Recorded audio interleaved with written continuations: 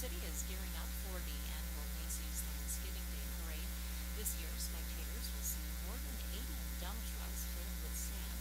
The trucks will be used as security barriers against any potential terror attack. The Department of Homeland Security says it knows of no current threat, as NPR's Ryan Newman reports. The most recent terrorism advisory bulletin from Homeland Security says the department remains concerned about homegrown violent extremists who could strike with little or no notice. It says the holiday season in particular provides opportunities for violent extremists to target public events and places where people congregate. But it says it knows of no intelligence that is both specific and credible at this time of a plot to attack the homeland. There are Thanksgiving Day parades on tap in many cities. Police in New York say they are confident the route for the Macy's Thanksgiving Parade will be protected. Ryan Neighbor, NPR News, Washington. AAA says this will be the busiest Thanksgiving holiday travel period in the U.S. in nearly a decade. About 49 million people are expected to travel 50 miles or more from home. That's the most since 2007. Traveler Chris Bonsamasi is taking Amtrak from New York to Virginia. It's busier. As I come down at other times, it's definitely busier. The train's more packed. Other than that, it's fine. Airlines across the country say they've increased staff to reduce congestion at security checkpoints, and passengers are being urged to arrive at least 2 hours before their flights. Stocks are trading mixed after this hour on Wall Street. The Dow is up 48 points at 19,072. The Nasdaq Composite down 16 points. The S&P down a fraction. This is NPR News in Washington. President Obama will take part in the traditional carving of the national Thanksgiving turkey. The ceremony in the Rose Garden this afternoon will feature Iowa-raised turkeys, a tater, and a tot. The White House is asking people on Twitter to vote for which turkey received the pardon. However, usually both birds get a reprieve. After the ceremony, the president and first family will volunteer at a community service event. A NASA spacecraft is stuck in the wrong orbit around Jupiter. NPR's Joe Palca explains a problem with the main engine is preventing the space probe achieving the desired orbit. The spacecraft called Juno fired its main engine last 4th of July and went into an orbit that takes it 53 days to make one revolution of the planet. The orbit takes Juno close enough to Jupiter to make its main scientific measurements, but only for a few hours. The rest of the time is spent safely away from the planet's hazardous radiation environment. The plan was to trim the orbit from 53 days to 14 days so it would make those close approaches more frequently. But a problem surfaced with the valve in the main engine, and so far engineers haven't found a way to fix it. So for now, Juno is stuck in the 53-day orbit. NASA says Juno can still complete its scientific mission, but it will just take a lot longer. Joe Palca, NPR News. The tropical storm is turning in the Caribbean. Tropical storm Otto has winds of about 70 miles an hour and is moving toward Costa Rica, where 4,000 people have been ordered to evacuate from the coastal areas. Other forecasters say tropical storms this late in the year are rare. This is NPR News. CBS News. I'm Harlan Collins. President-elect Donald Trump has named 2 cabinet-level nominees today. Betsy DeVos for Education Secretary. CBS's Stephen Portnoy with more on her. A former chair of the Michigan Republican Party and a daughter-in-law of the man who co-founded Amway, Betsy DeVos is a GOP mega-donor and an ardent advocate of school choice. As Secretary of Education, she would likely push for parents to be able to send their children to private schools with public assistance. She's long been an advocate for better education, but she's never worked in a classroom. South Carolina's Governor Nikki Haley, daughter of Indian immigrants, to be the next U.S. ambassador to the UN. Both nominations require Senate confirmation. More than 43 million people drive this holiday, more than 50 miles from Thanksgiving. Here's a sampling from one restaurant on the New Jersey Turnpike. We're going to Boston. Reading, Pennsylvania. It's been so far so good. We're heading back down to Florida. Millions are flying or taking the train. San Francisco's airport, KCBS's Tim Ryan. They're flying out of here in record numbers. Michaela. We're going to go see my mom in Oklahoma City. Who's cooking? All of us. Meredith off to a family gathering. We all kind of reconvene around Thanksgiving and go to Miami, so it'll be a warm Thanksgiving, which will be a good change from the San Francisco weather. 2 of 49 million Americans on the go. Tim Ryan, CBS News, San Francisco. Police officer in Detroit is in critical condition, shot in the head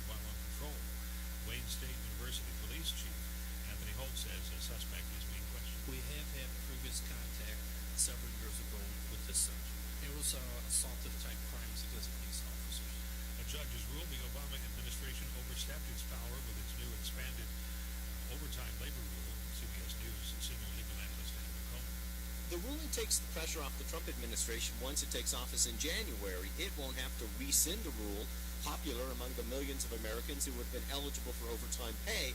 Or if the new Labor Department chiefs do decide to rescind the rule, they can always say they have to do so under federal law. Nevada's Attorney General said the ruling reinforces the importance of constitutional law. On Wall Street, the Dow up 38 points, Nasdaq's down 22. If you're thinking about laser surgery, eyes open for this news letter. A large number of patients reported new visual symptoms after LASIK eye surgery, while the vast majority in the FDA-led study were satisfied, saying their ability to see without glasses or contacts had improved.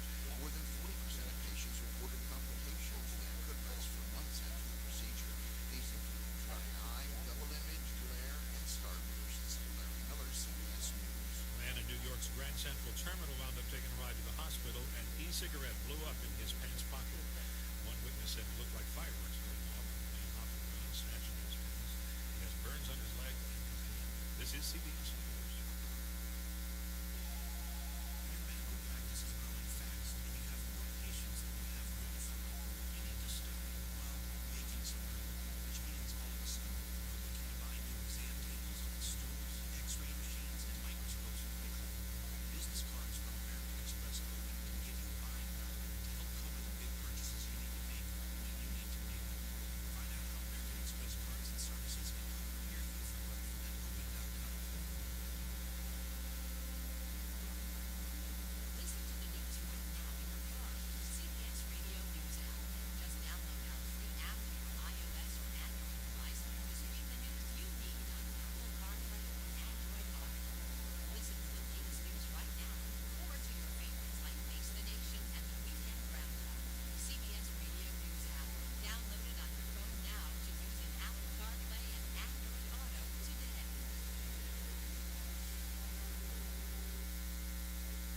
Three-time baseball all-star pitcher from the 40s and early 50s, Ralph Branca.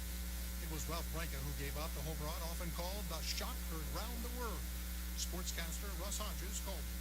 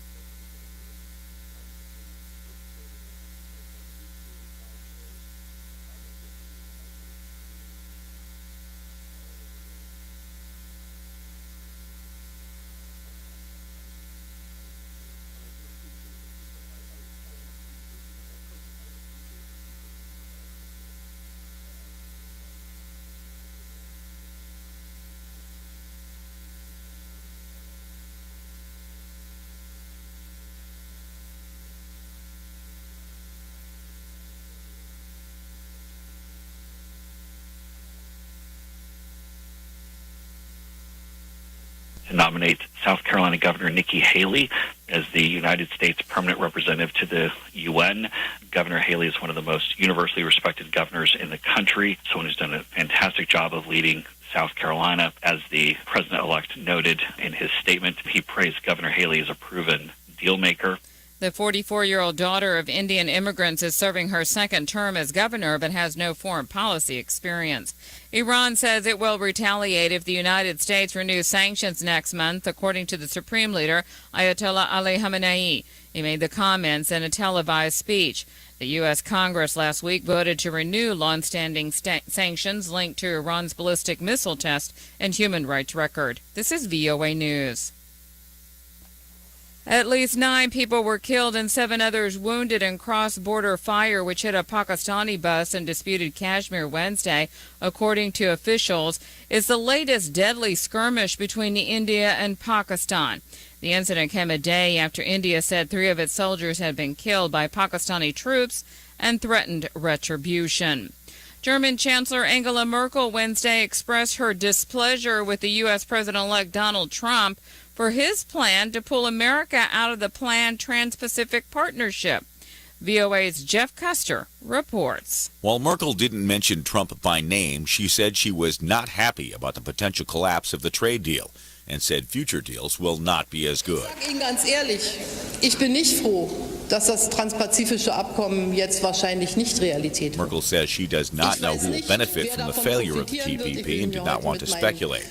She said she knows only one thing: there will be other trade agreements and they won't have the standards that the TPP and the anticipated Transatlantic Trade and Investment Partnership Agreement have. Trump promised Monday that pulling out of the trade deal, which he called a potential disaster for the United States, would be one of his first acts as president. Jeff Custer, VOA News, Washington.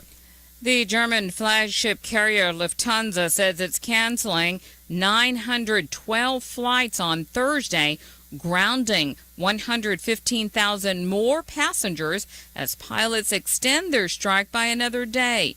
The airline had already scrapped nearly 900 flights that affected 100,000 passengers Wednesday after pilots staged a walkout in a dispute over pay and working conditions. Aircraft maker Airbus is planning to cut 1,000 jobs or more in France and Germany as part of an ongoing restructuring program, according to unions at its French headquarters Wednesday. The Cambodian UN-backed court upheld life sentences for 2 top Khmer Rouge leaders on Wednesday for crimes against humanity. It's a verdict welcomed by survivors of the brutal regime. Brother number 2, Nguyen Chia, 90, and the ex-head of the state, Khieu Samphan, 85, were the first top leaders to be jailed in 2014 from a regime responsible for the deaths of up to 2 million Cambodians from 1975 to 1979. A very rare handwritten poem by Jewish diarist Anne Frank was sold for 140 euros to an unnamed online bidder Wednesday, fetching almost 3 times its reserve price. Auctioneers closed the sale after just 2 minutes of tense bidding at the auction house in the western Dutch city of Haarlem. More details at voanews.com. I'm Frances Alonso in Washington.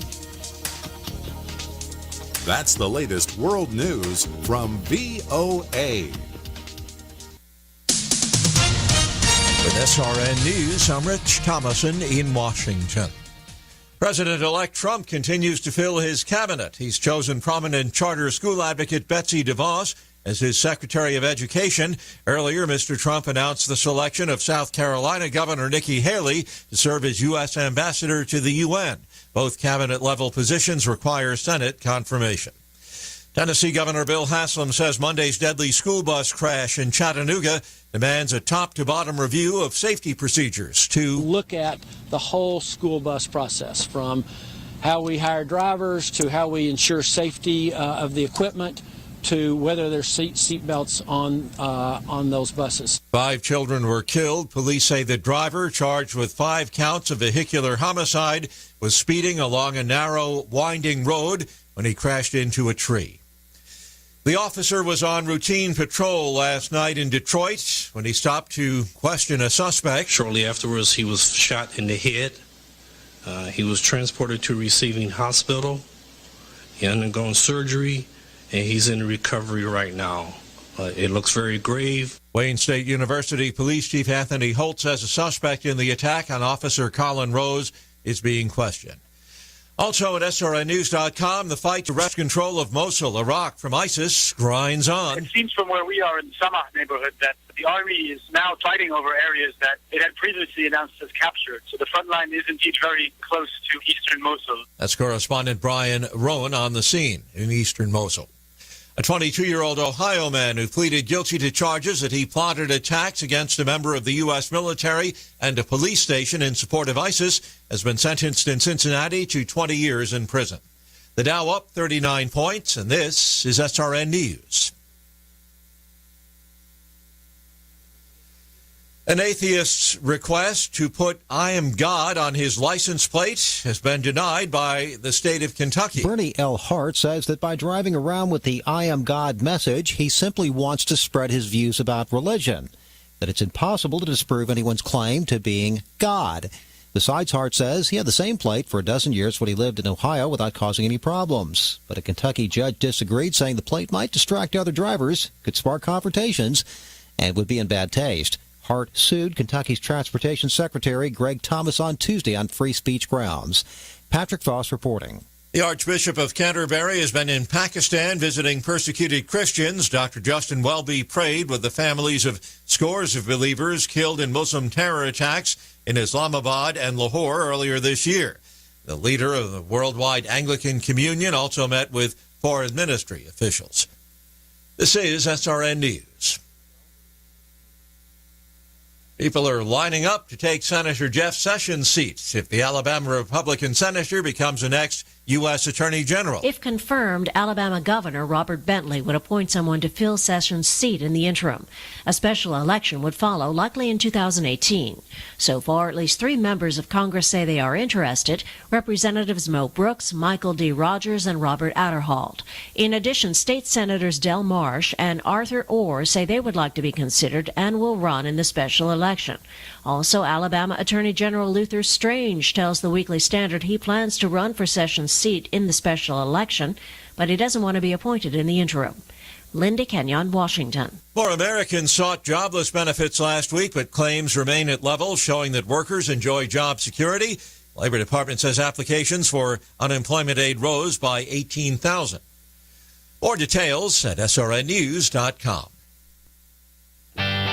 Welcome, everybody, to the Rad Life, the only talk radio show that takes you along with host and age explorer Rad Gantos on his continuing journey of discovery into life's challenges, opportunities, options, and all the latest and greatest things that come with getting older. The Rad Life is brought to you this week by Your Home for a Lifetime, a company dedicated to empowering you to stay safely, independently, and comfortably in your own home. And now here is your host, Rad Gantos. What is up, Paul?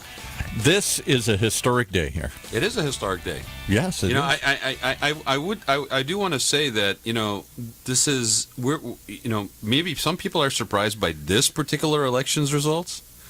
We're not. I feel vindicated, finally. There's been nothing to celebrate this entire election cycle here. Everything's just been shocked, and I can't believe we did what we did. It's been pretty dramatized. I really have been. And so when you told me today's guest in the news, I was happy. Yeah. See, and there's hope. There's hope. And we are on the the fortnight before Thanksgiving, so this something to be thankful for. Very thankful about this, and everybody's wondering, like, what the heck are you guys talking about again? Right? Well, I'm thankful that I'm not wearing that jacket you're wearing. You're thankful you're not wearing the jacket? Okay, hold on. So the one of the inside jokes on this radio show, okay, is that I dress like a bum and he dresses nice. This is the Raad Life Radio Show. And I get dressed for radio. Yes, he does. By my custom tailor, Dave Welsh from Bespoke down in Costa Mesa. Or, he's off Red Hill and Baker. What is that? Is that still Costa Mesa?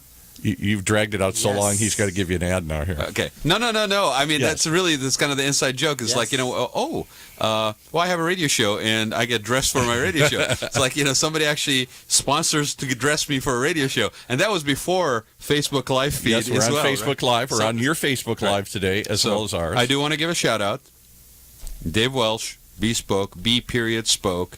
and they're on the corner of I think they're on Baker. So you go up on Red Hill and then turn on Baker, right by that Air Museum. And those who don't know, bespoke means custom. It's an English bespoke, word. Bespoke. Is custom. It's right. custom, which is what we say custom in this country. The Brits, have to be Brits and say bespoke. Oh, I didn't know that. Yes, I didn't know that either until a few years ago. Actually, I won't bore you with the background of the word, but it actually goes back to actually like ordering something. It doesn't necessarily have to do with clothing. It's like speaking for something, like committing for something, and then it became something that when you place orders that are specific to what you want, then that is a bespoke. Well, go to Facebook, check out his jacket. It's actually pretty cool and pretty sharp, but I don't know if I could pull that off. It's pretty bright. You got to be very Gotta show it off a little bit? hipster to wear something like that. Right.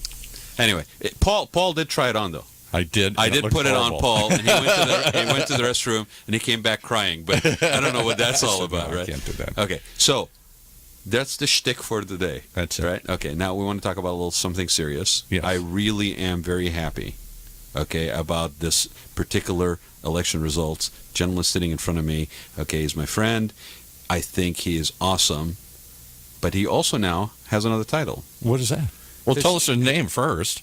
Dr. Jose F. Moreno. Yes. And I keep saying the F because of that. Right. Well, that was important. Right, that was important during the election because there was like this Jose Moreno thing running on the side peripheral. Let's of put 10 3. Jose Morenos on and see if we can screw this thing up. Right. How many Jose Morenos can you run in the city of Anaheim?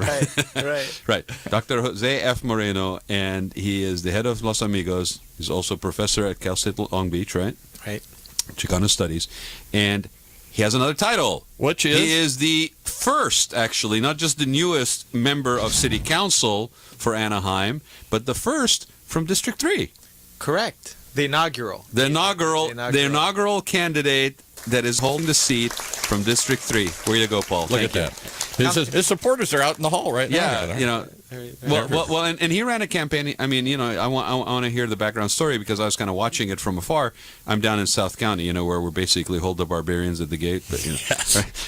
But he was up there, and they had a very, wouldn't you say? I mean, you had a very community-based campaign. Amazing. There's a lot of people, a lot of boots on the grounds. It was amazing, the turnout. It was across generational, across ages. I was very impressed just watching the visuals on it from afar. And so, congratulations. Thank you. Welcome back. I know it was a hard fought fight. And I just want to tell people, I mean, I said it when I said you were going to be on the show. We kind of flippantly say, oh, every vote counts. Oh, you come out and vote. And I even had people telling me this time, like, oh, come on, people who don't know what the topics are shouldn't vote. Like, there was actually people saying that, right? You heard it? Oh, yeah. Yeah. Oh, no, they shouldn't vote because they're not educated enough. I'm like, God, could you be more elitist? Friggin' ridiculous. So, how many votes was the spread, Jose? As of today, it's 46 votes. So you gained two more in the two class. more votes. 46 in a district of how many people voted? 19,000 voters. About 19,000. And how many of them turned out to vote, roughly? It looks like about 67%. Wow, 67% of 19,000. Which is amazing because most of the time, if you're lucky, you get 40% voters turnout. Right. So it's about 12,600, give or take a few, showed up to the polls. And either by paper, by mail, or in person. So let's and there were how many candidates were running? Five candidates for that particular district. Right. Wow. Okay, give a little background to people that don't know. We talked about it last time you were here. Right. But what was when we say inaugural to that district? Right? Didn't Anaheim always have districts? I mean. Right. So for the first 160 plus years of its history, Anaheim had an at-large voting system where everybody in the city would vote for however many slots were available. Right. That has proven to be an antiquated system given the size of the city. So in 2014, after a lawsuit that several of us filed under the California Voting Rights Act, we found that we believed under our data that the city was violating the Voting Rights Act, that we were in a racially polarized voting environment, which disenfranchises minority voters. After a settlement, the city put it to a referendum because we are a charter city, so a charter city any changes to the charter have to be approved by the people, which is good. And we were nervous because when you put up kind of civil rights to a vote, that's actually almost antithetical to the whole point of why you need civil rights protections. But we were cautiously optimistic and excited because we did hear from a lot of people around the city that it was time to change. It was too big of a city. It is too big of a city. And there are a lot of parts of the city that have been neglected. Is it second or third? It's like pretty big in Orange County. What's the ranking? It's either first or second after Irvine. I've forgotten. I think it's the largest. I believe it's the largest city. I think it is, yeah. And certainly one of the top 10 largest cities in the state, and the largest city in the state to not have a district election environment. Oh, really? Wow. Okay. So, and let's just walk through the mechanics of that. So, let's say you live in a small town. There's 5 seats on the city council, or maybe 7. It's always some odd number. And so 5 people just decide in the city we're going to run. Now, they don't all come up for election at the same time. Usually there's some... You stagger it. You stagger it. So they don't all come up. So maybe 2 or 3 come up this time, and next time 2 or 3 come up.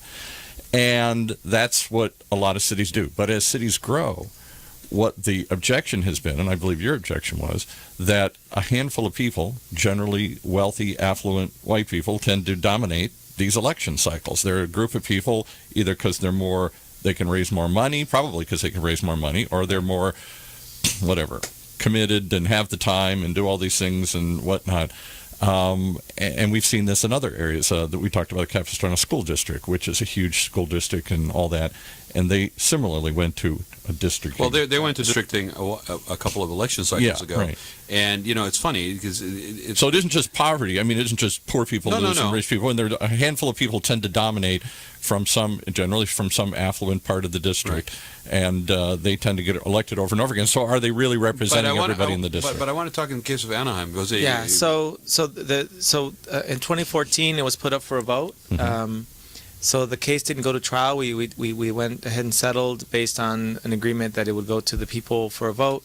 Mm-hmm. Which is a bold move because, as you say, this is what you viewed as a civil right. This is saying that people are being disenfranchised. They're not getting a vote, and yet we're going to let everybody decide if that's what we want to do. Right. And so 70% of the electorate who came out to vote in 2014 voted to approve the 2 measures that were on the ballot. One is to move to by-district elections, which means that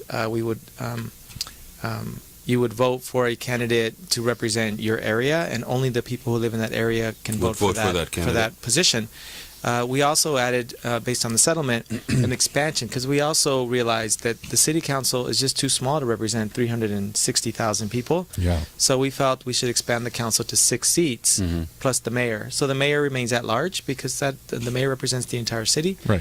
And then we would create 6 districts that and the mayor, so the mayor is represented at large, so the entire city votes for the mayor meeting. Right. Right. That stays the same. Right. And I feel very comfortable with that. And then 6 districts are created that are balanced in population, that do not systematically disenfranchise any particular group of people. Mm-hmm. How are the districts drawn? How do we avoid gerrymandering, all that stuff? Well, you guys went through that whole process. Part of the settlement was that one, the law protects us from gerrymandering. That's so. But in terms of at least for the most part, there are shenanigans people can play. Sure. So the settlement required that a panel of 5 judges, retired judges, would be appointed. That would be presumably independent, objective arbiters who know the law. They're judges, and they would then take in input from the community, take in map proposals. They would study those maps and then recommend a map or a set of maps that they felt made the most sense for the city. Right. And what was the criteria? Was it population? Was it ethnicity? Was it income patterns? What were they trying to establish with the districts? Well, again, the law dictates, so you can't violate the Voting Rights Act itself in establishing your district. So you do need to create, under the California Voting Rights Act, what are called opportunity districts that enfranchise minority voters so that they have the opportunity to elect a candidate of their choice.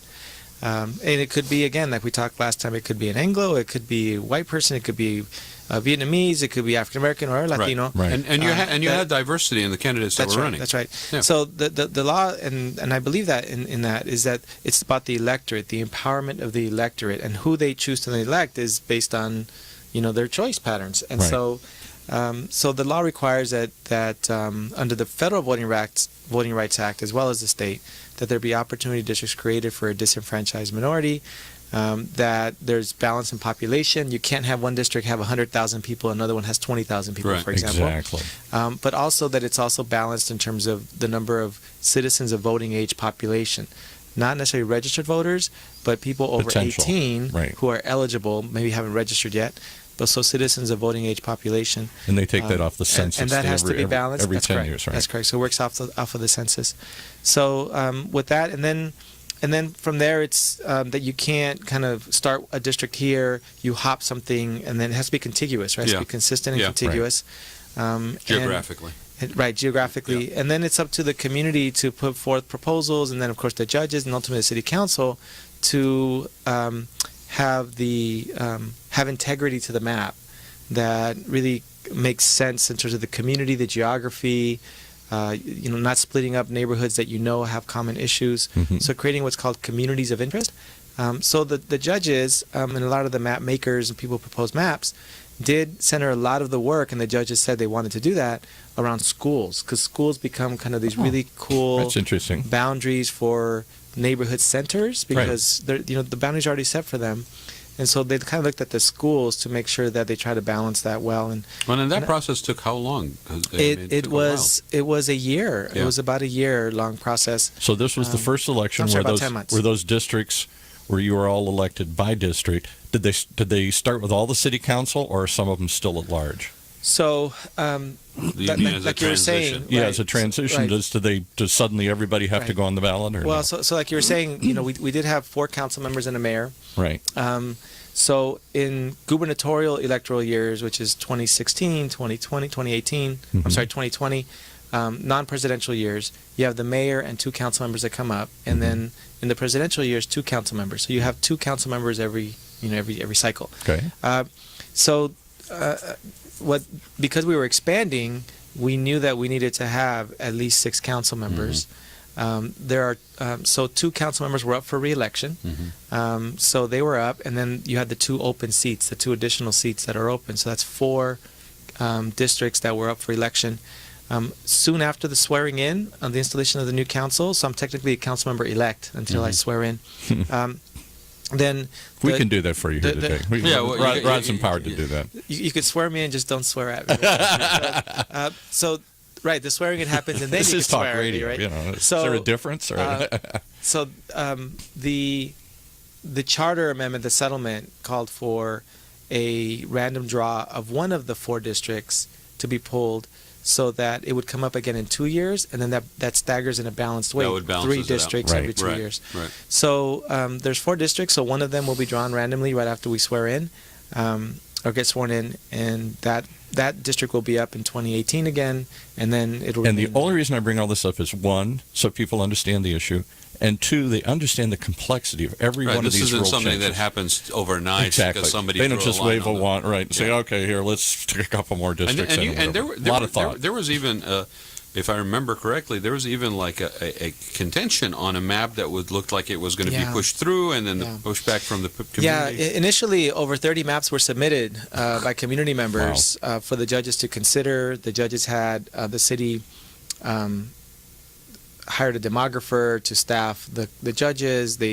Our city attorney's office had attorneys there consulting the judges and of course other staff. So the judges had public hearings. They had 10 public hearings overall, where the community would come and give its input. Maps were submitted by a certain date, and the community could come and comment on the maps. Ultimately, the judges urged the community, there's so many maps we'd like for all of the different groups or neighborhoods that put maps in. Maybe you all can talk and maybe come to some agreements, right? And so that was a part of the process that was very powerful. Neighborhood, community organizations, individual residents. What do you want this to look like? Let's decide this for ourselves. And said this matters. How we start district elections matters in terms of the confidence of the people. So people did compromise tremendously to come together and build consensus and coalesce around one map, which was called the People's Map. When the judges were urged by the entire community who went to give comments, saying we all will rally around this map.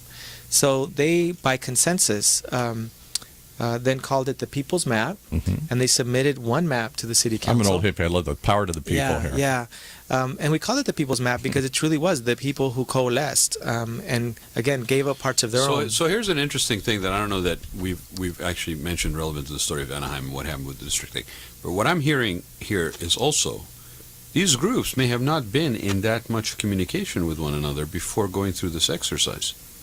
Or even in conflict. Right. So actually going through the exercise brought people together. That's right. And to your point, some people were making compromises in order for the common good and the greater good of achieving a map, a consensus map. That's right. I mean, that is a byproduct of this process that is a good byproduct. Pretty Shows compromise, good. Yeah, it's a pretty good byproduct. I mean, it sets the ground for people being more Did willing to anybody work with one sue? another. A lot of groups don't like what the various groups don't like, especially the people who were in power, and so they try and challenge and sue and all that kind of stuff. And well, one of the kind of regular normalized remedies that gets done is that in a seat of 5 council members or 5 decision makers, you want to create at least 2 opportunity districts for a disenfranchised minority. There's one that's and what you do is you create a district that's majority of that group. So there were some folks who were calling for having at least 2 Latino majority districts. What's the Latino population in Anaheim, roughly, percentage-wise? 55% of all residents, about 70 to 75% of all children under 18 are Latino kids. Wow. So that's the future, right? Right. Yeah. So, but the map has 1 Latino majority, and it has 2 what are called Latino plurality districts. 45 to 47% of the electorate there is Latino. And folks who are very strong, ardent Latino civil rights advocates from organizations were balking at that. There should be 2, they were saying. And many of us said, you know what, this isn't about power taking power. It's about democratizing Anaheim. I'm glad you said that because this can be. That's been one of my. I recognize everything you say, and yet, as out of every good, no good deed goes unpunished. Out of all these good efforts to redistrict and do other things in other parts of the country, we sometimes end up with an even worse system. And in some ways, the U.S. congressional, I'd argue, is that where they've created these districts and they have kind of gerrymandered them, and so it's 100% African American and 100% white rural voters over here, and there's no impetus for the representatives to listen to any other voice but those. So folks kind of keep reminding each other this isn't about concentrating power anywhere. It's about democratizing. But again, at the end of the day, it's really about empowering an electorate that has been disenfranchised. Clearly. So we felt very strongly, many of us, that having 2 plurality districts plus a majority, that's good. And it's up to us to organize all communities. So that was the compromise. Another compromise was how many districts on the west side. Some people were arguing 1, some people 2. We said, the west side needs at least 2 representatives. And so it was really, really, really powerful. So there were 10 public hearings. Over 1,700 people participated either by giving comments, Good for them. by being present, submitting letters. And then the city council had to have 3 public hearings. Once the maps were submitted. Because public hearings, again, sound great, but they can be a way to delay and to wear people out, and then people don't show up but for one, and then they say, well, I guess there's no more opposition. Well, yeah, there's still opposition. They didn't know they had to come back 5 times. What do you think made a difference? Because I'm hearing Paul and I'm hearing the voice of the jaded boomer over there. Just making sure. Just a little bit, right? But I mean, there's truth to it. There's reason why, right? Right. But what do you think happened in the case of Anaheim in this particular situation? Was it just such a hunger for representation? Was it a just your slogan was this time Anaheim? Was it time? Was it were people ready to embrace that larger picture? What made it different? Because there is a different story here for anybody who's paying attention to what happened in Anaheim. And I know the conversation of districting is pretty wide now. Everybody's talking about districting. There's San Clemente even, right? But there's something that happened in Anaheim that actually kind of worked. What made it different? It is. It's yet decades of work by folks like Amin David, who was the founding president of Los Amigos, who passed away in May. He and community members were arguing for this change in the late 70s, in the 80s, in the 90s. And then through the tool of the California Voting Rights Act, we were able to finally successfully put together a legal effort. But it was also work with labor, with community residents, with community organizations. And then I think just to be, I think, really frank about it, at some point there's a tipping point, and that tipping point in many company towns is most people recognize you're a company town. They're like, it's a trade-off. Mm-hmm. They bring jobs and, but at some point the company gets too big to fail, right? To use a term. And there's a hubris that begins to happen in decisions. Mm-hmm. They begin to explicitly now show their power and their lack of concern for what happens on a day-to-day basis to residents who are often their own workers. Mm-hmm. And so they get greedy. And I believe strongly what happened in Anaheim is people begin to realize, how are we in a city that has 2 professional sports teams, 2 stadiums, a world-class resort, and 90% of our children are living under low-income conditions, eligible for free and reduced lunch? How do we have 4,000 children in our city who are classified as homeless or in unstable housing? How do we have... Next door to the happiest place on earth. How do we have almost 1 out of 5 people living in poverty? And you could say that was the Great Recession, but that was data before the Great Recession. Yeah. So it just got worse. And I think there's that tipping point. And why do company time? In this case, we're talking about Disneyland and Disney Resort, and they seem like, I've never dealt with them, but obviously the company image is positive or whatever here. Maybe it's just like any corporation, but I don't want to single Disney out. Any company does this. You're U.S. Steel and you're in Youngstown, Pennsylvania. You're the automobile manufacturers near Detroit or something. You come there, and at some point, everybody welcomes you for the jobs and the opportunities. You invest in the community, you try and do something, and then something happens. At some point, the company gets too big. It's all about stock prices. It's all about other things. I think that's what Jose was talking and about. they lose connection with the community. What we kind of jokingly refer to as too big to fail, right? Yeah, right. But at the end of the day is, I don't fault a company for being basically motivated by lowering cost and increasing profit, especially when their infrastructure is based on shareholders. What happens is, in some cases, you're just so far removed from what the life on the street, right, that fairly or not, because, here's the thing. You're not aware of it, you don't think of it. Here's the thing. Those companies, let's just be kind of fair too, right? Put a little blame where it needs to be. Those companies didn't just wake up one morning and get away with stuff. Those companies went ahead and proposed things, and somebody said, okay. Yeah.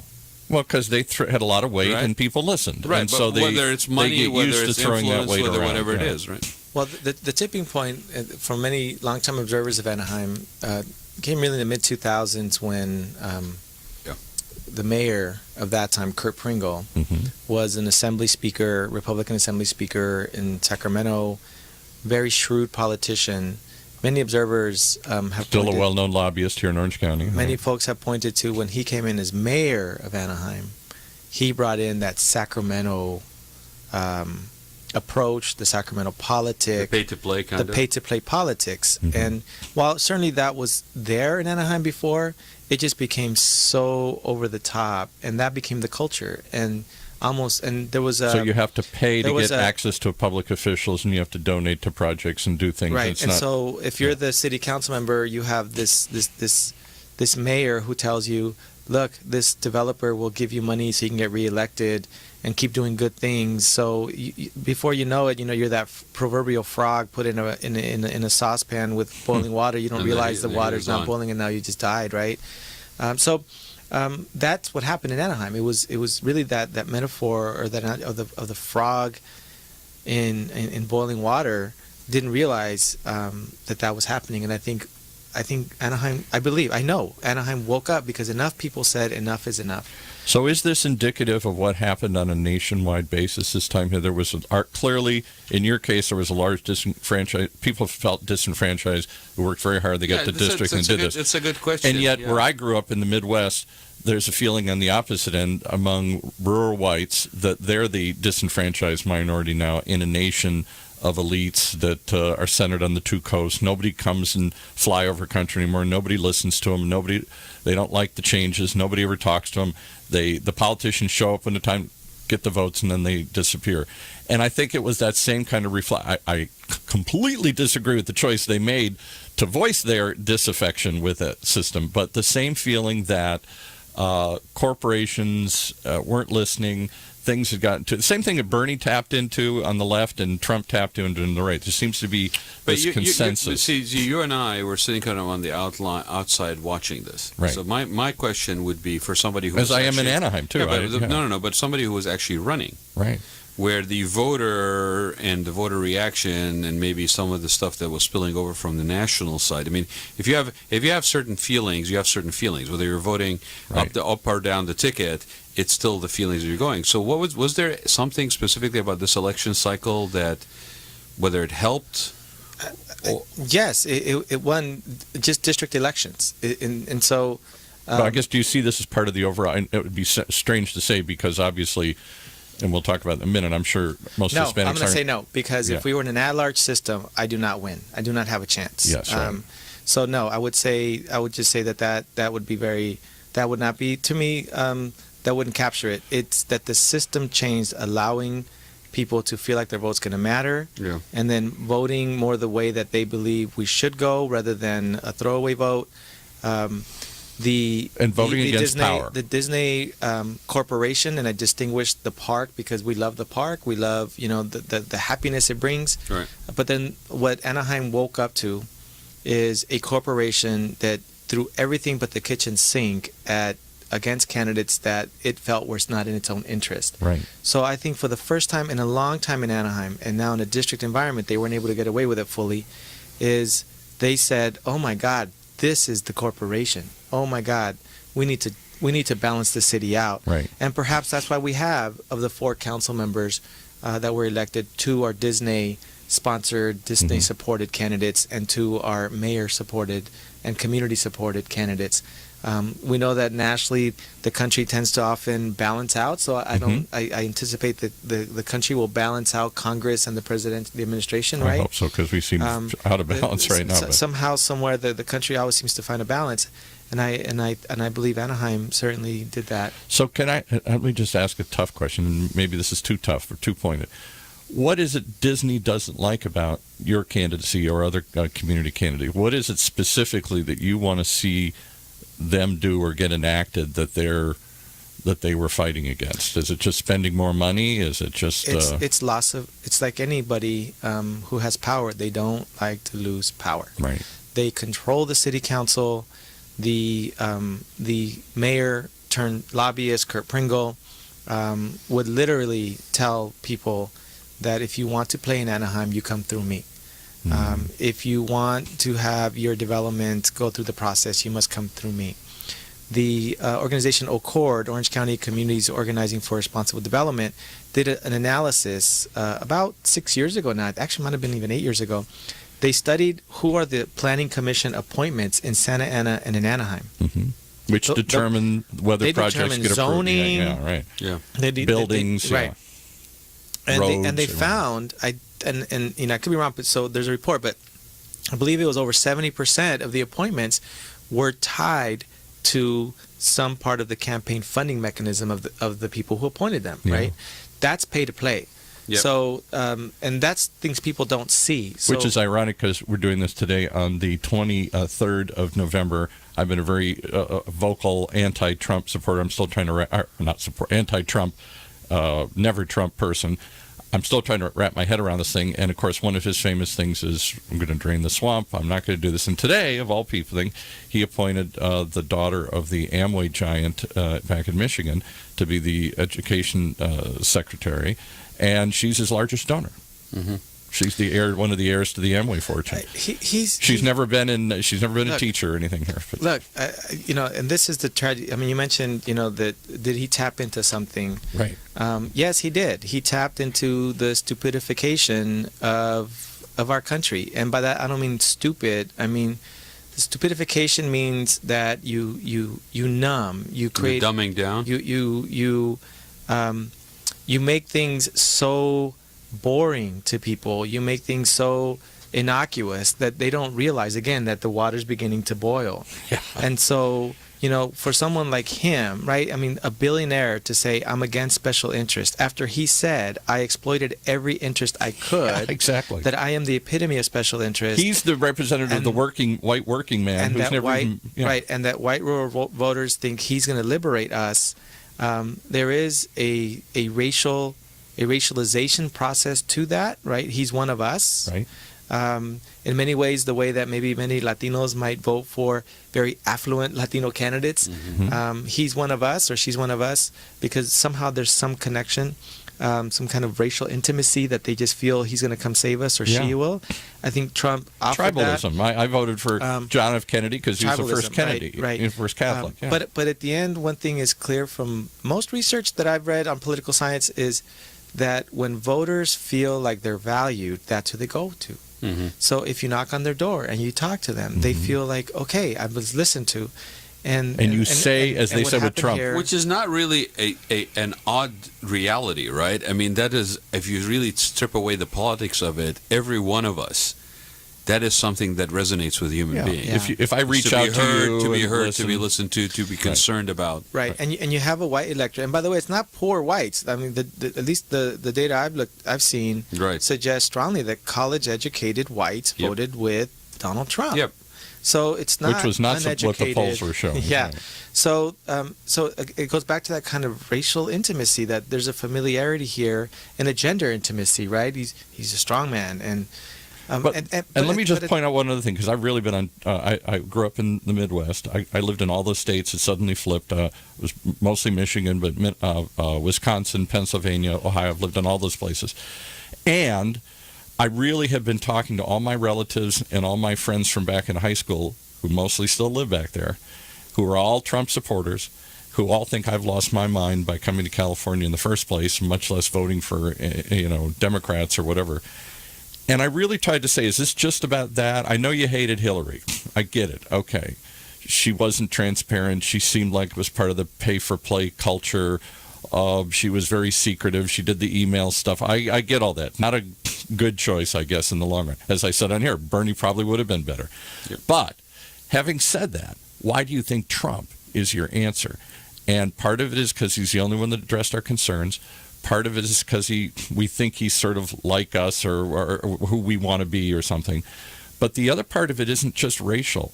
That's a big part of it. The other part of it is, I don't think people wrap their head around this, it's geographic. It's the two coasts versus the rest of the country. 50% of America lives roughly on the two coasts. The other 50% is spread over the 30-some states in the interior land. Yeah. Well, Pop, but you're forgetting the primaries. Right. You're forgetting the primaries. I mean, Donald Trump is a coast guy. He is a corporate billionaire. No, right. But so why did that same voter vote for him as opposed to a Jeb Bush, a Marco Rubio, a Ted Cruz, a Lindsey Graham? Why, right? So there's something else. Because he came in addressed and said, I'm going to blow up. You feel forgotten. You feel overlooked, you feel left behind, and you feel laughed at. Nobody ever listened. And shame on the Democratic Party for not going and listening to these blue-collar and rural white voters who they took for granted. Shame on the Republican Party for ignoring them for all those years and thinking, well, on some social issue. It's almost like when you look at the power centers, on both, all the power exists on both coasts right now. You've got the media in LA and New York. You've got Silicon Valley. You've got Wall Street. You've got Washington. There are no power centers left in. Yeah, but that's a good. You're bringing it back locally, because I don't want to get distracted too much in the national thing. We've spent a couple of shows talking about that. That is exactly the thing. You had a population that was feeling disenfranchised, exactly, and felt the need to basically district, right. And so. I think on a certain level, that's what happened in America. I guess the answer is yes. Maybe part of that overarching feelings of the electorate this year played into that as well. Nobody's listening to us, and that people paid more attention. Because I got to tell you, Jose, I'm actually very pleasantly surprised and fascinated by this thing that you have communities and people. We all joke, I don't know my neighbors. Nobody talks to anybody anymore. Right. That people actually got together over a period of about 10 months to work out through a map and then compromise to come up with 1 out of 30. Right. This is not a small exercise. Right. And for people to come together like that, I mean, Anaheim is better for going through the process regardless what the outcome was going to be. Right. So as a result, we had a more engaged voter base across the districts, and I think, well. my initial thinking with this is we were outspent. We were outspent 20 to 1. Wow. Yeah, huge. Disney Corporation put in, it looks like, over $1 million. It's probably more. We just haven't looked at their more recent statements. And they did some shenanigans, like run candidates with similar names to try and confuse either they people. did or somebody did, or even if they were on their own, it was part of a larger effort. And they put in over $1 million+ to support their candidates. They really concentrated in 2 races. Our opponent, who's a Democrat, had almost $200,000 in his own campaign fund. Yep. We raised about $45,000. So we were essentially running in our district against about $600,000 to $700,000 at least, maybe closer to $1 million. And other candidates were running against something similar. What was the other district that they actually engaged in? District 1. They put money into all 4, but where they seemed to put a lot of energy was in District 1. What made District 1 appealing 3. for them to be engaged in? It's the West Side. It's the 2 on the West Side, yeah. And the person they were supporting is a lobbyist. Mm-hmm. Was a registered lobbyist, Steve Chavez Lodge, former police officer who over $600,000 in settlements because he was an abusive police officer here in Santa Ana. So they ran him because he was a lobbyist that was one of the principal people pushing the streetcar project with the Orange County Transportation Authority to build a streetcar from Arctic Train Station Transportation Center to Disneyland. So that's a almost $300 million project. So Disney wanted that really bad. So there was an incentive for sure. There was an incentive to have him because he's the lobbyist, right? Yeah. I mean, he's the guy. Yeah. And they just picked a really flawed candidate in regards to character based on his record. And he actually didn't live in the area. He moved back in. He was out of there for years. Geez. And he rented an apartment, and he has a home in South County. He has a home in South County. That's the negative side of that district, I think, that you were talking about. And that's why it's so satisfying that the people who live there know he doesn't live here. Even though he was a second top vote getter, that's what hundreds of thousands of dollars of campaign money will get you. Is not everyone's as engaged. But here's what I think is really important for people to understand about our race in District 3 is they sent at least what appears 14 to 16 direct attack mailers against our campaign. Direct, right? It was the Anaheim Police Association, the Orange County Taxpayers Association, and a group called Moving Orange County Forward. And they just attacked our schools. They attacked my record on the school board. Went so far as to say I was always late to meetings. I mean, it just was petty ridiculous. Little stuff, right? They had bloggers blogging about our personal lives in a way that was just really, I think, what's the word? Obscene. Ugly. Obscene and disingenuous. And despite all that, they also had, and along with that, the candidate himself, along with some of his supporters, independent expenditures, at least it appears 28 mailers came, fluff pieces for him. So we were saturated, our voters in District 3, with information about him attacking me. And at some point, our message to people was, we're not going to match that, but we just want you to look at the source of those mailers. Yes, Who right. is trying to convince you, and why would they convince you that I'm a socialist, communist, Tea Party? I mean, the mayor was so good about this when we were walking together in neighborhoods. He would tell people, look, this group is telling Democrats Jose's a Tea Party guy, and they're telling Republicans he's a socialist communist, right? So So which one is it? Right. So Pick which one is he? And voters, I think, saw through that. At least 44 more voters than his. So is there some hope, though? Out of this was a very ugly election, it sounds like, in your district and nationwide. And a lot of people on both sides are trying to figure out where do we go from here. One of the messages was that money didn't win. Jeb Bush, for example, had more $100 million and couldn't get the nomination. Hillary outspent Trump. All this adds. Does this have we reached the tipping point where people are smart enough not to look at those mailers? Because I just throw them away. I don't even look at them anymore. Am I the only one, or do they still? It must have some impact that they wouldn't do them. But you might throw them away because maybe you already have your sources of information. Right, you've already decided. But the regular voter who is just busy working, raising their kids, is not engaged in the body politic, right. In any kind of social space that is related to politics, might actually use those to make some decisions or to start looking for information. So I wouldn't say that they don't matter at all, and that's again why the closer you can bring elections to the voter, then the more likely they are to be able to meet somebody from the campaign. Clearly. Somebody will knock on their door. Clearly. And I think, that's been one of the raps against statewide offices in California, that you can't run without money because you can't meet all the people. The overconfidence, I think, of in an environment like ours, that I think happens is you just believe that if you just drop mailers for 6 weeks, that's enough. Right. And in an environment like ours, where we were able to touch every voter, knock on their doors, talk to people on the streets, people already knew us, then it really balanced it.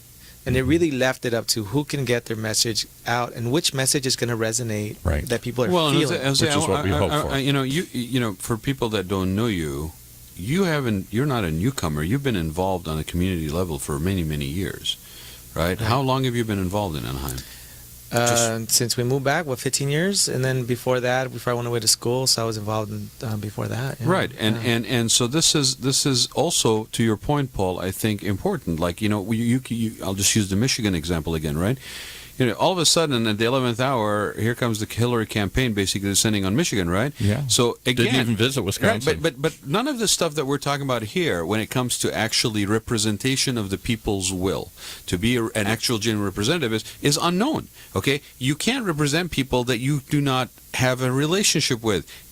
Would you go to your neighbor down 3 blocks down that you don't know and say, "Hey, could you please, house sit my plants?" Right. You wouldn't do that. Right. So yet alone elect people. So I think if anything out of this, it gives me hope that people are a little bit more vehement that the people that represent them that should know them. But I'll tell you, something that I think needs to be certainly highlighted is the role that media did play in Anaheim. Yeah. We did have a media arm, the Voice of OC, online investigative news agency, that did ask and does ask city halls across the county and the county government the hard questions. They investigate. They don't just take their word.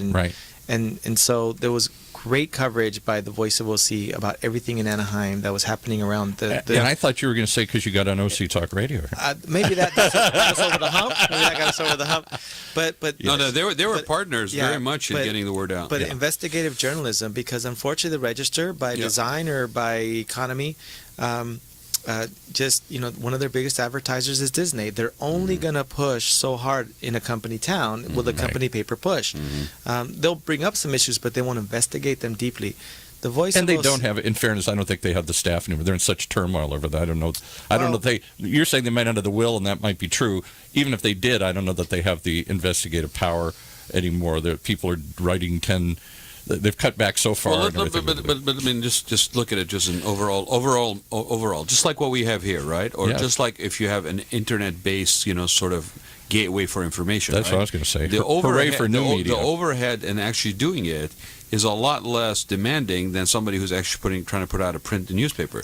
So that model has become more and more subjugated to cost and bottom line. The Voice of OC has become a respected, known entity here that's really kind of a new media thing. I mean, it doesn't have 100 staffers. It doesn't. Yeah, but at its core, it's investigative journalism, right? It often will investigate and put out stories about even its own funders, right? Right. And so it's very respected for that reason as an independent news agency for the most part.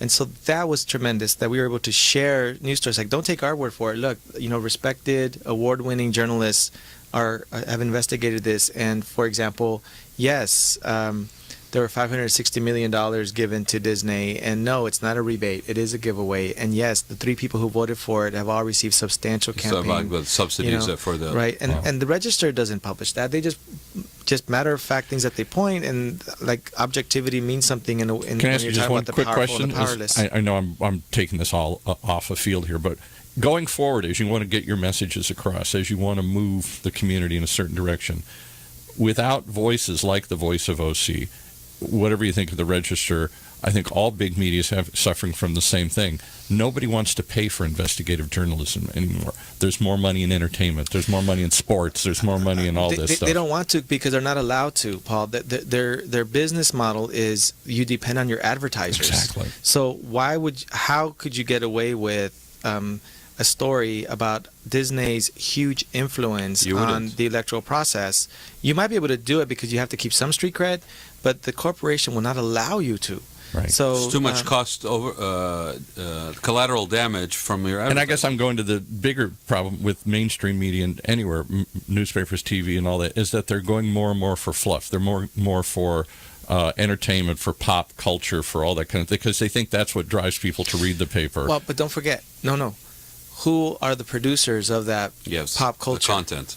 The Well, content yeah, is that's true. Disney. Yeah, right, It's king of pop content culture, is yeah. king. It's Fox. It's Right. It's so the more that you consolidate and you concentrate Good ownership point. of That's a good media point. across all platforms, so of course the fluff is where you want to send people because that distracts you from how they're taking your Yeah. tax money to actually fund the fluff. I mean, don't you all feel that it's happening across the board? I mean, investigative journalism everywhere is suffering. The days of Watergate. But I think difficult. it was inevitable. I mean, if you really wanted to be honest, it wasn't just something that happened over this election cycle. I think Right. it was a deterioration because there's this new entity coming through.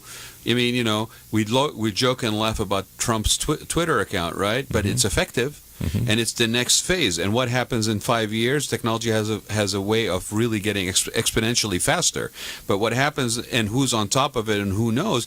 That's what's going to happen. We're doing a radio show here on the internet. Right. Okay, that would have been almost impossible to do less than 15 years ago. Exactly. 10 years ago. So, but I think it goes back to the fact that you need to be in contact, you need to be in touch, you need to have your thumb on the pulse. Right. You can't be sitting in an ivory tower, whether it has a D on the door or an R on the door, Right. and basically somehow feel that entitles you to some sort of, or a big corporation on the door, well, or whatever. and it is. you know me, Big, how upset I was when basically as an independent, okay, somebody was, and that was a Sanders supporters. When Sanders didn't get the nomination, it was almost assumed that I need to just basically toe the line, or if I was a Democrat, even more so, toe the line and just line up behind Hillary. Right. It was like, I'm sorry, my vote is not a guaranteed thing. You got to earn it, right? Oh, earn it. Wait a minute. That means I got to pay money for the advertising. No. You got to earn it with me, the voter. Exactly. And that has gotten lost in the shuffle. And I think hopefully it'll be a wake-up call for people. But I want to step away from that because obviously this guy that's sitting in front of us isn't going to stop being involved and engaged. He's doing it on this radio show, And I want to give him a moment, okay, to just revel, okay, in the win. Okay. Against the power, against the machine, against the money. I know. There you go. Right. There's that Against the friggin' man. boomer again, right? Fight against the man, right? Okay, I'll leave you guys alone after the show. You guys can commiserate on that one. But how does it feel? It's validating that the joy. It's really the joy of an effort, of a legacy that we're living out.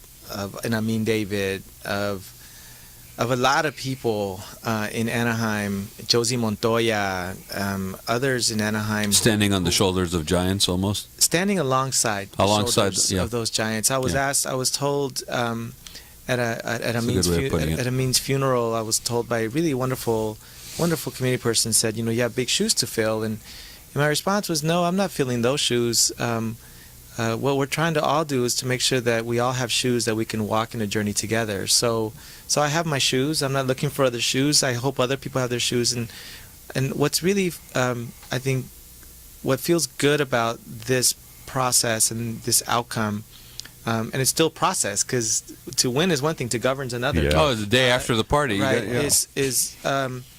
Is that really the story that I hope will be told about what happened in this election in District 3 is that our campaign was fueled by volunteers, from the campaign manager to the field coordinator to the folks walking the streets, and that for the first 3 months of this campaign, it was carried largely by high school students and university students who came home for the summer, and parents and neighborhoods who said, we want something better for our children.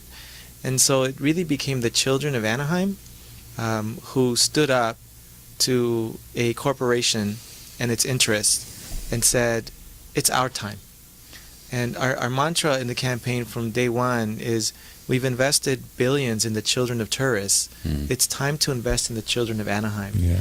And the children of Anaheim, the youth, stood up with us, shoulder to shoulder, and said, thank you. And we will work for this with you. And so for the first 3 months, from June, July, August, because all of we went up against a lot of established politics in Anaheim and in the county. Some of our closest friends and allies over the years either stayed neutral or went with the interest, because that's politics. Right. And where am I going to be the most effective? Sometimes you make a deal with the devil here. And no, not just that. Threats were made.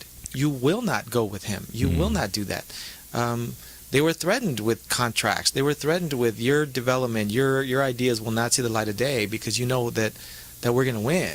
That our candidate of choice is going to win, or the candidate himself would say, "I'm going to win." So the youth who are, the folks who are uncompromised, right, is our youth. They're the most uncompromised, and they are the children of the workers of the resort industry. They're the ones that when the city says everything's great in the city, we're bringing great jobs, and 33 police officers, these are the children that often suffer through a neglect. They're the ones that see their parents working 2 jobs, even if it's a union job. Mm-hmm. Right. So they're the ones, and for their families, and a lot of undocumented youth who are in mixed status families, their brothers and sisters who are citizens. We're like, my brother or my sister can't vote. They're of age, but they can't vote. I need to be their voice. My parents are undocumented. I need to be their voice. That's the story, is that the children of Anaheim stood up, took the opportunity provided through a change in the system, and said, this time, Anaheim, it's about us. So let me ask you 3 questions in quick order. Let me just finish it, because I would be remiss if I don't. Yes. It was those 3 months that were key to us to get our message out. And then in the last month and a half, a lot of community partners, Unite Here Local 11, UFCW, our California Nurses Association, classified school employees, our labor friends who are representing hardworking, often in working poverty conditions people, they came out after a double shift. They came out and they walked and they knocked on doors until 7:59 p.m. on election night. And that's why we won. The working class, working poor people, people who are wealthy, by the way, were involved. Yeah. But people of conscience who said, this is too much. Yeah. This is too much. So, of course, we did have some funding from people who are very well off, but who said, you know what? The people need to have a voice. And that's what was... So here's the question that comes to my mind as we come down to the last couple of minutes. How do you keep that? It's the same thing Bernie was trying to figure out. How do you, once you've energized a group of people, how do you keep them involved through the mundane... Okay, so here's the thing. There's 2 things that Jose told me that I want to make sure you also got on there, and I think one of them answers that question. Okay. Because what you're sort of insinuating in a positive way, you're insinuating that this influence, the Bernie factor, the Bernie himself, the Jose Moreno, Moreno, basically himself, so that's what it needs to hold it together. And I'll tell you something that he said when I asked him, well, how did it feel like? And he said, you said you went into Los Amigos and you got a standing ovation. Okay, and I said, how did that feel, and what did you say to me? It felt absolutely validating that a group of people were validating themselves. They were validating themselves. Right. Okay, so this thing about the fact that it requires a person to lead, that's fine. But what we forget usually is that sets an example that inspires. And when you set an example that inspires, then it becomes each individual person self-motivated to keep it going. But isn't that the problem? We get people wound up for a few moments and then make a change, and then they fade back into their busy lives. And but how do you mobilize them? How do you keep them engaged? Maybe it's my Gen Xer optimism, right? Right. But I will tell you, I do not believe that anybody it's like an awareness. When you have an awareness, whether it's temporarily experienced as during an election cycle or a longer stretch out period of time, in your psyche, in your memory banks, there is a reference point to what that felt like. Yes. So if you are genuinely motivated, whether it is because of crisis or because of reaching out to common good and a greater good, your motivation will trigger that memory. And that will be what you draw on to inspire you to take it to the next level. We did it before, we can do it again. I see it every single time on nonprofits. You can tell the person that is drawing on their own reference point, whether it's somebody's family background, whether it's their own experience. And that is the case. And so all you can do, like I think Jose said, is you walk alongside, you walk in your own shoes. That is very powerful. I mean, we always tell people, walking into somebody else, how do you fill those shoes? I don't fill those shoes. It's okay to be me and walk in my shoes and make my difference or contribution. Okay, and then the other thing I wanted to say is, I saw a picture.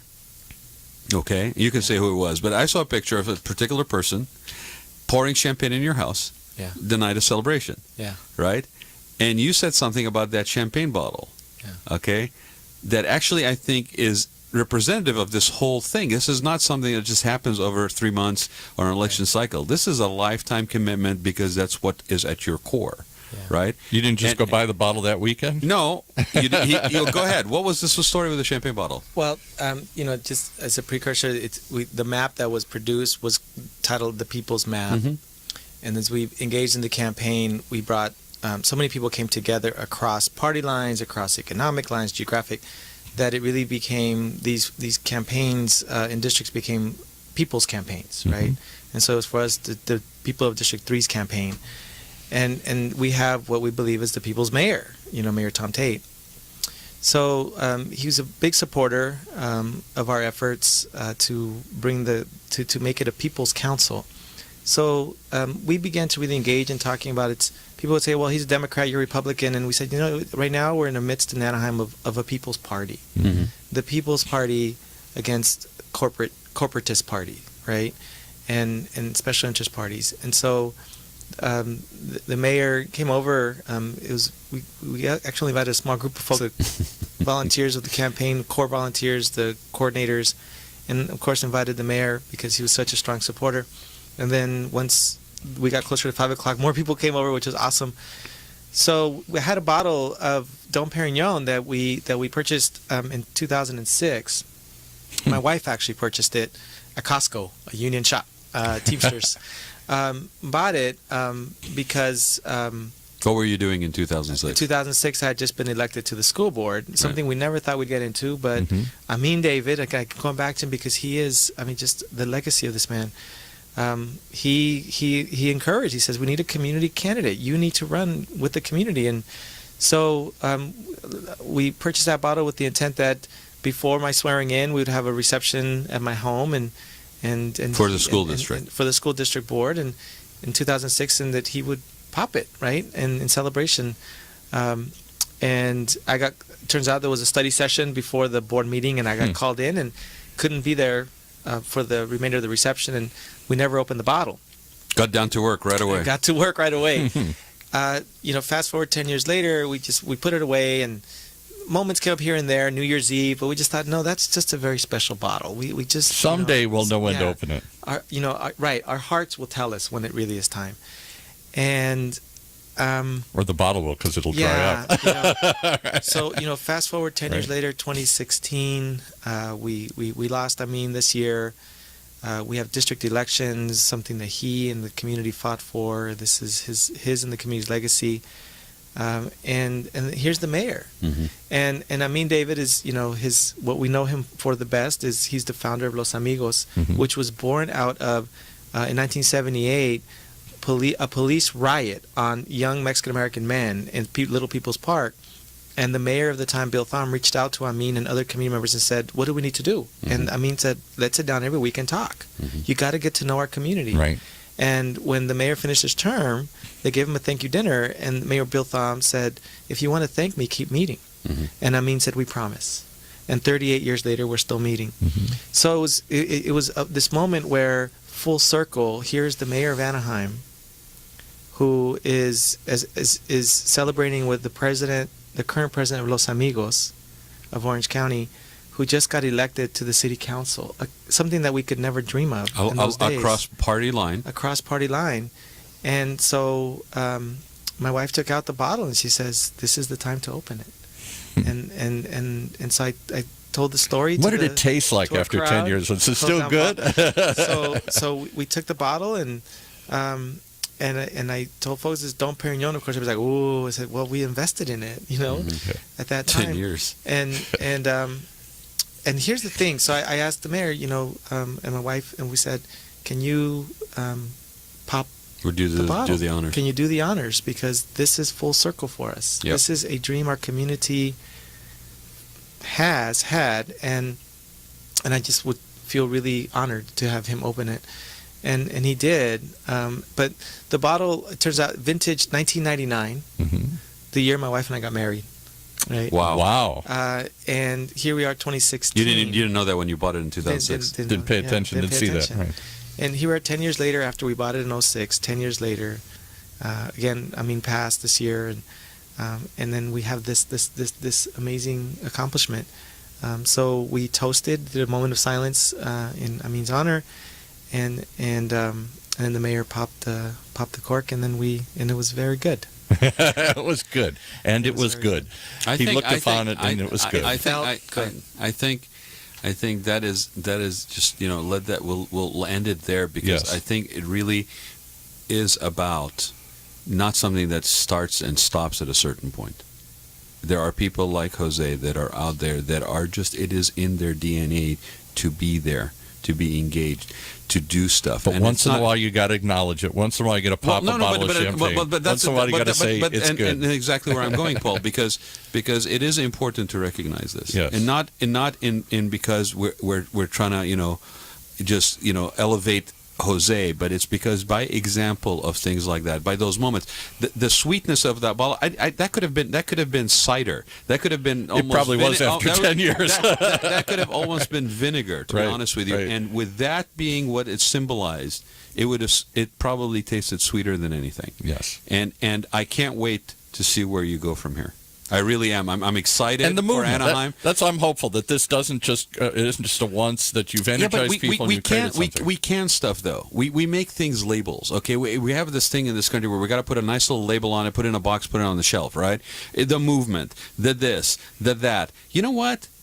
We all have an opportunity starting today to just be a person that gives in whatever way you are impassioned to do so, right? Starts tomorrow with Thanksgiving. Give thanks. Well, give thanks tomorrow. So I'm going to give thanks to you. I think Anaheim is absolutely lucky as heck to have you. Thank you. And they've worked and they deserve it. It's not something that just, happenstance. Oh, look, here's Jose F. Moreno. We'll just make him city council member. Right? And I do commend Mayor Tate. He is a class act.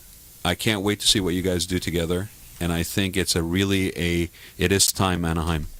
Thank you, Rod. And it's a big example. And will you come for back Orange from County. time to time and share with us what the next struggle is, what the next hope is, what the next accomplishment, push, celebration? Yeah, absolutely. Let's keep this going. Maybe we can invite the mayor and you can join us. Yeah, I'd love that. He's a great guy, and I met him a couple of times, and I think if anybody's watching Anaheim, because Anaheim sometimes gets kind of, it's Disney, and then, it's Anaheim, right? Right. But I think we need to pay attention, Orange County, to Anaheim, not in a worrisome way, because I think there's a lot of inspiration happening there right now that could ripple through the county. In a time when people are looking for positive inspiration. When we started the district election process, no city in the county had by district elections. And there's a lot of them now. And now there's 10. Yeah. And Santa Ana, the city council of Santa Ana, which has a ward system but still at large, their majority of 4 that are left have already said they want to start moving to a by-district because they saw in their election that $400,000 went in from the police union, and they were told up front, we're just going to take you all out. So for one entity to threaten an entire council and to accomplish a part of it, I think was a wake-up call. So we're excited about that. And every vote counts. And everybody's involvement counts. Every vote counts. And this cycle, more than ever, what I'm really enjoyed and excited about, Rod, and I know it's going to be the opportunity and the challenges given our national elections. It's going to be that much more important for local municipalities to protect its residents. Amen. I was going to go there, but we'll leave it on an upbeat note because I think there's a lot of people afraid. From a federal government that is making threats about, if you look after all of your residents, regardless of their immigration status, we're going to come after you and your funding. If your school systems, we're going to come after you with private school vouchers. If you want to create sanctuaries for people that are perceived to be terrorists just because of their faith, we're going to come after you. So this whole apparatus of the federal government, ironically by a Republican Congress, is about to impose itself very powerfully on local municipalities and states. So ironically, it'll have to be Democrats, progressives, Isn't that crazy? Republicans, honest, conscientious Republicans who will have to stand together in local spaces to truly live out our Constitution. This country's strength, okay, from day one, was really derived from the individual person's desire for better, okay? And I think we get complacent, we put it up on somebody else to kind of take care of it. But if we got up every day and not basically, just sort of self-grandizing, but we sought ways, whatever little ways we're getting on along with our day, to leave things better, to contribute, to inspire, to do something like that. And whatever it is, smallest way, largest way, right? That is stuff we can control, okay? We can't control whether the electoral college basically get dissolved tomorrow or not. We can work towards that. We can weigh in and give an opinion. But in the meantime, there's a lot we can do to feel good about. Right. And it all comes down, we say it on the show, all news is local. All elections are local. Right. And the party that last time forgot that, lost a lot. Right. So thanks for being here, Jose. I really appreciate it. Thank you, Rod, for always the a invitation, pleasure. and Paul, thank you so much. Okay. For this forum. Congratulations. Congratulations. Yes. And come back, keep us informed, keep us. We'll be watching. We'll be watching, and we'll be a voice not in a sort of Big Brother way, but we'll be watching. And anybody has any questions for Jose, you can reach out to us or to him. How do people get hold of you? You can call me directly on my cell, 562-397-9451. You could email me at info@drjosefmoreno.com. And we're on Facebook. And can I give you what I should have done this earlier? I know I don't want to leave on a down note here, but we did get a comment, and I at least have to give voice to a comment here that we don't get that many people writing in during the stuff here during the Facebook thing. Somebody's looking for me for a past due bill or something. That was it. Was one of those. I'll talk to him. Oh, somebody has a rather pointed question here, and I guess we should give voice to him. I'll give you a couple other minutes here. This is Brian K. writes, when you, Dr. Jose F. Moreno, become the mayor, he's already looking forward to the next round here. He says, will you comply with the law and release the recording of the police? As of yet, not one family member has asked the recordings not to be released. I have no idea what he's talking about. Yeah, Brian Kay is a community member who has raised a lot of important questions about access to our police department and police officers' actions when it comes to police. Do they wear body cameras over there? They do wear body cameras. That's relatively new. Before that was audio, so they have audio, video. Right. And so Brian has come to City Council. He's come to Los Amigos to keep reminding us how can we keep pushing for more transparency when there's an officer-involved shooting or an allegation and or an action where a police officer crossed a line legally. He would like to see the body cameras recordings be made publicly available, of which I'm very interested in because it is right now it just goes straight to the district attorney's office and only they see the video, only the police department sees the video. So I believe strongly we have to create a process where the public will have an opportunity to review the video. What I've shared with Mr. K along with others is there's also a balance of respecting the family. I mean, do you want the public to see something happening to one of their family members? Clearly, yeah. Whether it was within the law or not, right? Justified or not. Do you want to see your brother, your sister, your dad, your your someone that's close to you being shot and killed before for the public before you do? So it's also about respecting to some extent the family. Right now, it seems to be completely tilted towards protecting the investigation. But I think that Mr. K is right in the sense that the police department works for the public, and we work for the public. And so again, like all these things, it's not easy. There's a lot of sensitivities, a lot of things you got to balance. But if there's a process and people feel it's open and it's accountable, then they'll have more faith in the results. And by the way, let me just say something just kind of overarching. Okay, we had a rebuting last election cycle of political correctness. Yeah, and everybody's like, oh, listen. I enjoy a Mel Brooks movie like anybody, like nobody else, okay, and being not politically correct and stuff like that. And I understand that the human being, the human condition, has a certain aspects of discrimination, all this stuff. Those are all parts of our personality that we choose to either elevate or maintain, manage. However, okay, there is something to be said for decorum. There is something to be said for sensitivity. So what one person may be calling political correctness may actually be just sensitivity to exactly what Jose was talking about. There are other people that are engaged. There are other people that are grieving. There are other people that are suffering. And you don't want to just come in like a bulldozer and basically be so one vision focused about clarity or whatever that along your way you also cause damage. Right. Right. I always hate that when the local news reporters immediately stick a mic in front of somebody's face, just lost their wife, just lost their child. How do you feel? How do you think I feel? Right. Give me a second to grieve. Stand back a minute. We'll give you the story, but you don't have to have it this second. Right. That's a civility. That is not political correctness. That's right. So thank you again for being here. Thank you. Thank you. And we'll have a good rest of the afternoon. And happy Thanksgiving. Happy Thanksgiving. Have a happy day of recognition. Happy Day of Recognition. Happy Native American Day. There are a lot of communities that it's not so grateful of a day. But at the end, I think the essence of a good day to recognize and reflect on all that we have. Yeah, and you know what? There's a lot of opportunities around the county to go out and give and be part of a bigger thing. And to talk about corporatization of the world, I bemoan the fact that this holiday, which was set aside to give thanks, so few people spend the time to do that. It's over. It's done. We got to watch the football game. We got to go buy out. Yeah. We got shopping starts at that night now and open early and Black Friday and all this stuff. But you know what, Paul? All that stuff is noise and stuff that's happening around you. At the end of the day, you control what you choose to do. But we're moving in that direction where Thanksgiving is getting smaller and shorter and quicker. All you can do is in your house, what is Thanksgiving? And then the next home decides for themselves and so forth and so on. Well, I got to get you off because I got to go buy the turkey. Oh, gosh. All right. Give me some yams, will you? Thank you both. Thank you. All right. You have been listening to the Rad Life Radio Show with your host and age explorer, Rad Gantos, brought to you on the one and only OCTalkRadio.net.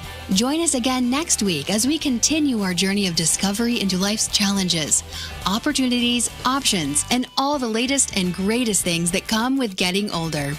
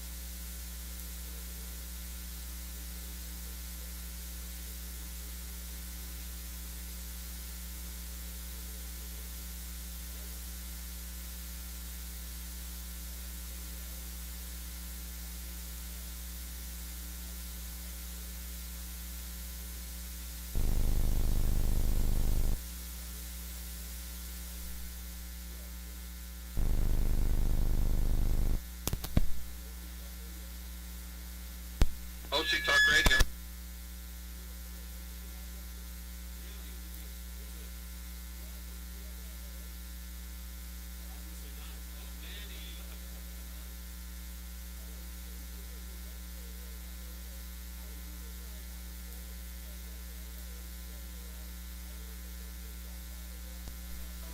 Let's face it, not all company challenges are the same, which is why Strategic Market Intelligence can help identify the actionable information you need to be more competitive. Gain a better understanding of your brand, competition, best prospects, or new product opportunities to generate greater revenues in 2015. Call 949-357-9547 or visit www.strategicmarketintelligence.com.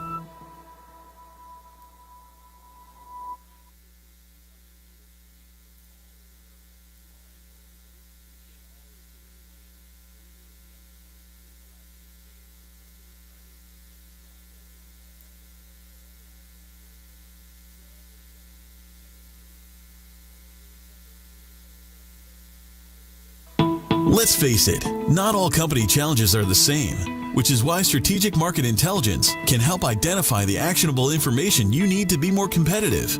Gain a better understanding of your brand, competition, best prospects, or new product opportunities to generate greater revenues in 2015. Call 949-357-9547 or visit www.strategicmarketintelligence.com.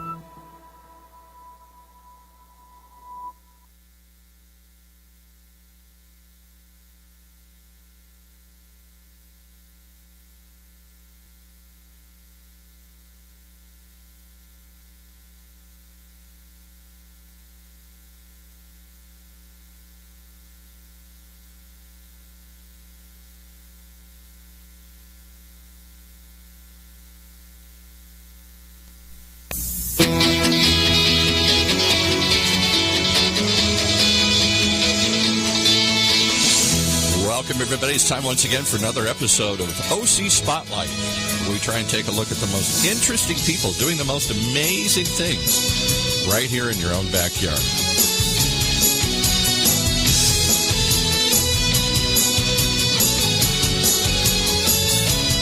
And this week is no exception. We have back with us, well, I'll let him introduce himself here. So I will, because every time I tried to pronounce his name last time, I think I butchered it badly here. So welcome to OC Spotlight, and give us your title and who you are here. Yeah, thank you. I'm Normand Latourelle. I'm the creator of Cavalia Odisseo. And you've had quite a pedigree. You were involved for a long time, as we talked the last time about with Cirque du Soleil, right? You were one of the people involved in that creation way back when. Yeah, I'm one of the three guys who started it. Actually, I brought Cirque du Soleil in the LA area in 1987. There you go. Quite a long time. And obviously, people are all scratching their heads, saying, "Gee, this guy sounds French." You're actually French Canadian, right? Yeah, I'm from Montreal, a small community out there, speak French, yeah. And so that's where Cirque du Soleil and all these things were created. Talk about that just for a minute. We didn't go into that last time. What brought about, because this Cirque du Soleil has become a phenomenon around the world. It isn't just the first time I heard of it was in the Vegas hotels, and then it started spreading out all over the place here, and it's become a phenomenon. You brought back a new type of aerial circus that I'd never seen before. Yeah, well, when we got started, it was more like it really started as a fair in a small town outside of, pretty far from Montreal, 3.5 hour drive from Montreal, so very small town. And it was a fair where we invited a lot of street performers. Right. It was a small festival. And from there was a project to celebrate the 450th birthday of discovery of North America by Jacques Cartier, which is a French who came at first. He was just after they discovered the south part of America, but none of what part of America was discovered by French anyway. Right. So the province of Quebec, where we live, wanted to celebrate the discovery of Canada by Jacques Cartier and asked for a project, and this bunch of street performers decided to offer the opportunity of doing a tour, that was 1984, across the province of Quebec in 13 different cities during the summer. And we got a grant of $1 million to do that. Wow. And because the weather up there is not very nice, we thought it was better to buy a tent. And the cheapest tent we found was a tent that was built by Italians, and it was a circus tent. Right. And we bought a 800-seat circus tent. And what street performers do when they have a circus tent? They do a circus. Yeah, right. And this is how it got started. A circus without animals, but there obviously one of the things was it was all street performers. You had jugglers, you had acrobats, you had aerialists, you had all these people, but no animals. That element of the circus didn't exist, right? Exactly. And I came in the year after because I saw that show. And I knew a little bit the two guys who were there at that time. I mean, there were more than two. There were 13 of them, right?